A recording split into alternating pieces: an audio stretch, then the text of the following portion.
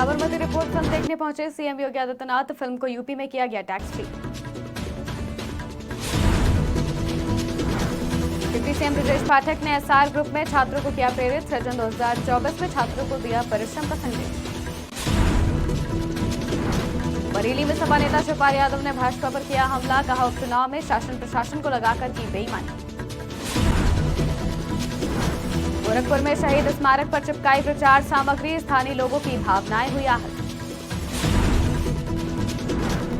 कौशाम्बी में 24 घंटे में 2 लूट की वारदात। बीज भंडार और सराफा व्यापारी बने निशाना।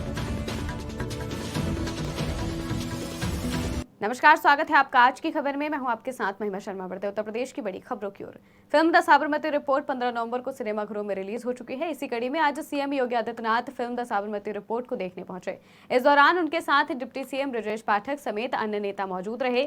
सीएम योगी आदित्यनाथ ने इस फिल्म को यूपी में टैक्स फ्री करने का ऐलान किया है।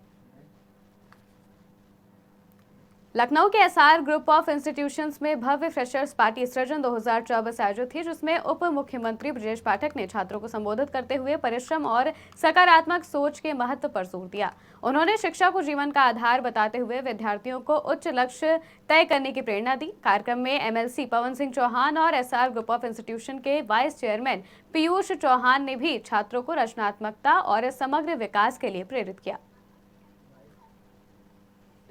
विगत कई दशकों के साथ शिक्षा के क्षेत्र में अद्भुत काम किया है।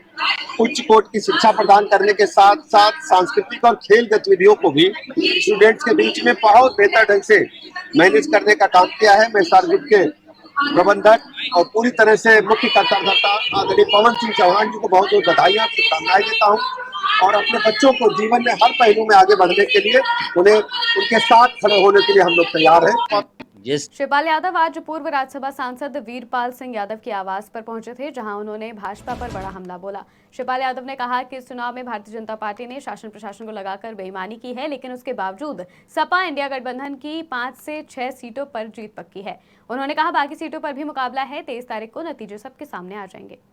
जिस तरीके से भारतीय जनता पार्टी गलत परंपराएं डाल रही है, इसकी वजह से लोकतंत्र को बहुत खतरा है।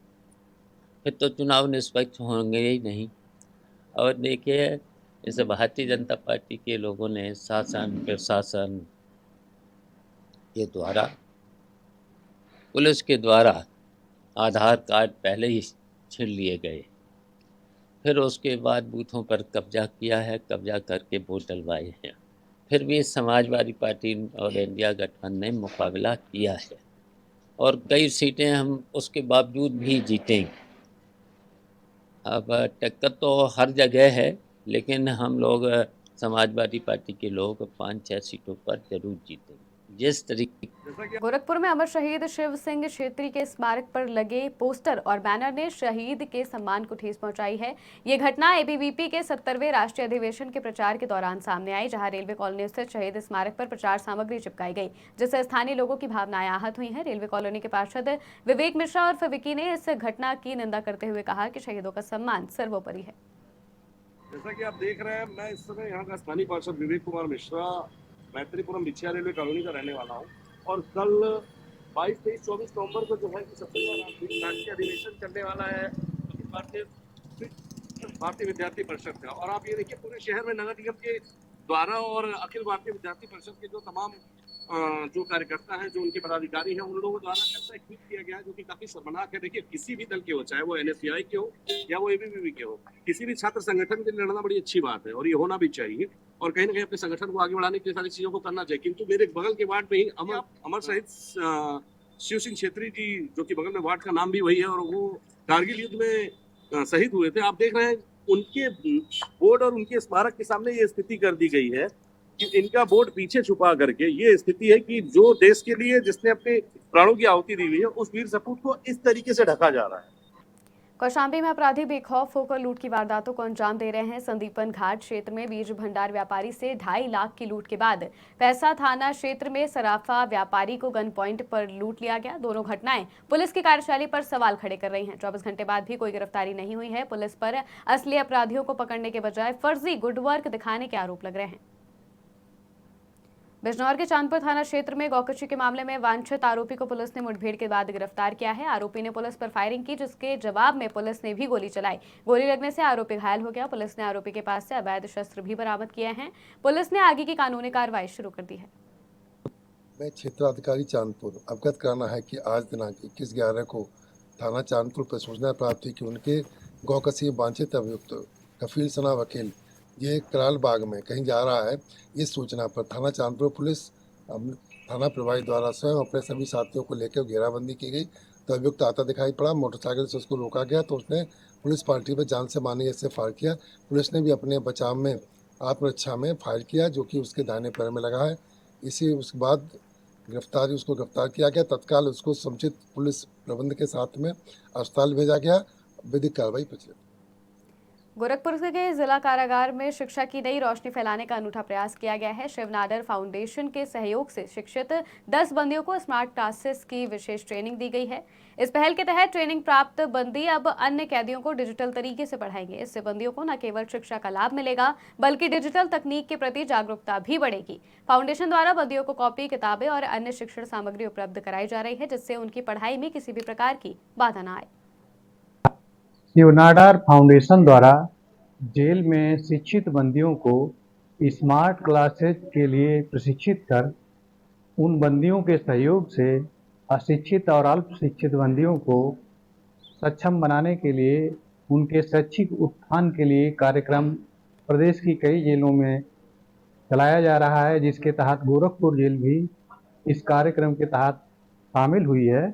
और इन बंदियों को विशेष रूप से ट्रेंड बंदी जो स्मार्ट ढंग से पढ़ाने के लिए, लैपटॉप के माध्यम से पढ़ाने के लिए उनको सक्षम बनाया जाएगा 10 बंदियों को, और उन 10 बंदियों के माध्यम से अशिक्षित बंदियों को ट्रेंड किया जाएगा। इसके लिए कॉपी, किताब, पेंसिल और अन्य स्टेशनरी आदि की सुविधाएं शिव नाडर फाउंडेशन के द्वारा बंदियों को उपलब्ध कराई जा रही हैं। जालौन की एसओजी सर्विलांस ने थाना कोटरा पुलिस टीम के साथ मिलकर 24 घंटे के अंदर हत्या की घटना में 2 वांछित हत्यारों को गिरफ्तार कर लिया है। पकड़े गए आरोपियों ने मिलकर अपने साथी दोस्त को शराब के नशे में तेज डंडे से वार कर मौत के घाट उतार दिया था। उरई पुलिस लाइन में खुलासा करते हुए पुलिस अधीक्षक डॉक्टर दुर्गेश कुमार ने बताया कि पकड़े गए आरोपियों ने अपना जुर्म कबूल कर लिया है। 20 नवंबर 2024 की प्रातः लगभग 1 बजे के आसपास थाने पर भी सूचना मिली कि ग्राम सैद नगर में खाली प्लाट में एक व्यक्ति का शव पड़ा हुआ है। सूचना पर थाना पुलिस ने तुरंत रिएक्ट किया। मौके पर पहुंचकर शव को कब्जे में लेकर विवेचनात्मक कार्रवाई प्रारंभ की गई। पहचान के दौरान ये पता लगा उसी ग्राम सैद नगर के ही निवासी साबिर उर्फ मुन्ना, जिनकी उम्र लगभग 42 साल थी, ये उनका शव है।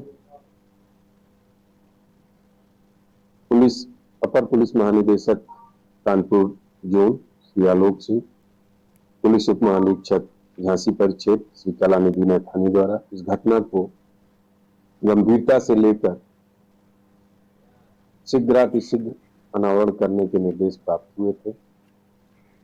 इसमें क्षेत्राधिकारी नगर उमेश चंद पांडे के नेतृत्व में प्रभारी निरीक्षक कोटरा श्री विजय कुमार पांडे की टीम गठित की गई। 20 नवंबर 2000 जालौन के माधोगढ़ में पुलिस ने ब्लाइंड मर्डर का 24 घंटे में खुलासा कर दिया है। जीआईसी ग्राउंड में युवक का शव मिला था। पुलिस के मुताबिक 4500 रुपए के लेन देन को लेकर गौतम द्विवेदी ने गौरव तिवारी की सिर कुचलकर हत्या कर दी थी। गौतम ने बताया कि तमिलनाडु लौटने से पहले उसने गौरव से पैसे मांगे थे, लेकिन विवाद बढ़ गया। विवाद के बाद गुस्से में उसने ईंट से वार कर गौरव की हत्या कर दी। एसपी दुर्गेश कुमार ने घटना का खुलासा किया है। डायल 112 के माध्यम से सूचना मिली, एक लगभग 25-26 वर्षीय युवक की लाश जीआईसी इंटर कॉलेज के प्रांगण में पड़ी हुई है। इस सूचना पर थाना अध्यक्ष माधोगढ़, पुलिस उपाधीक्षक माधोगढ़ मौके पर पहुंचे तो एक लगभग 26 वर्षीय युवक की लाश, जिसकी शिनाख्त गौरव तिवारी निवासी ग्राम गड़ेरना थाना रेडर के रूप में हुई। जिसके सिर पर भारी चीज से वार कर उसे मारा गया था, मिली। इस घटना के अनावरण के लिए अपर पुलिस महानिदेशक कानपुर जोन श्री आलोक सिंह, पुलिस उप महानिरीक्षक झांसी रेंज श्री कलानिधि नैथानी द्वारा शीघ्रता से इसका अनावरण करने का निर्देश मुझे प्राप्त हुआ था। डायल 112 के माध्यम से ये सूचना मिली। लखीमपुर खीरी जिले के गोला कोतवाली क्षेत्र में अज्ञात वाहन की टक्कर से 3 युवकों की मौत हो गई। हादसा तब हुआ जब 3 युवक अपनी स्प्लेंडर बाइक पर गोला से अलीगंज जा रहे थे। सिनेमा हॉल के पास किसी अज्ञात वाहन ने जोरदार टक्कर मारी, जिससे तीनों गंभीर रूप से घायल हो गए। उन्हें सीएचसी गोला लाया गया, जहां डॉक्टरों ने उन्हें मृत घोषित कर दिया। पुलिस ने शवों का पंचनामा कर पोस्टमार्टम के लिए भेजा है। रामपुर के कलेक्ट्रेट परिसर में उद्योग व्यापार प्रतिनिधि मंडल के राष्ट्रीय अध्यक्ष संदीप अग्रवाल सोनी अपने तमाम कार्यकर्ताओं के साथ एक बाइक रैली के माध्यम से जिले में मेडिकल कॉलेज की मांग को लेकर संबोधित ज्ञापन सिटी मजिस्ट्रेट को सौंपा। उन्होंने कहा कि जिले में मेडिकल कॉलेज न होने के कारण तमाम मरीज जिला अस्पताल से बाहर के लिए रेफर किए जाते हैं, जिससे अस्पताल पहुंचने से पहले ही उनकी मृत्यु हो जाती है। रामपुर की जनता 75 सालों से मेडिकल कॉलेज शुरू न होने से दर के लिए दर पर भटक रही है, दर पे ठोकरे खा रही है। लाखों लोग की मौत 75 साल के अंदर हो गई। हर साल लगभग जिला चिकित्सालय में जाके रिकॉर्ड निकलवा लीजिए, 50,000 आदमी हर साल जिला चिकित्सालय से रेफर होने के बाद एक्सपायर हो जाते हैं या जिला चिकित्सालय के अंदर समाप्त हो जाते हैं। लगातार कैंसर के मरीज, हार्ट अटैक के पेशेंट, बीपी के मरीज और ब्रेन हेमरेज के पेशेंट लगातार आप देख रहे हैं किस तरीके से 50,000 हर साल मौतें। आप चाहें तो 50,000 के 51,000 हो जाएंगे, लेकिन 49,000 का रिकॉर्ड नहीं बैठेगा। इसकी आप गणना करा दीजिए। रामपुर फर्रुखाबाद के जिला जेल में मानसिक रूप से बीमार कैदियों का परीक्षण किया गया। जिलाधिकारी बीके सिंह और सीएमओ डॉक्टर अवनिंद कुमार के निर्देश में ये कदम उठाए गए, जिसके तहत जिला जेल में बंद कैदियों का स्वास्थ्य परीक्षण किया गया। इस दौरान ऐसे बंदी जो लंबे समय से जिला जेल में बंद हैं, उनका परीक्षण कर इलाज किया गया। दरअसल जिला जेल में मनोचिकित्सक उपलब्ध नहीं है, ऐसे में प्राइवेट डॉक्टर मंजीत गंगवार ने कैदियों का परीक्षण किया। ये परीक्षण डिप्टी सीएमओ आरसी माथुर के नेतृत्व में किया गया। इस दौरान बंदियों को मानसिक तनाव से दूर रहने के लिए योगासन और अनुलोम विलोम के बारे में भी जानकारी दी गई।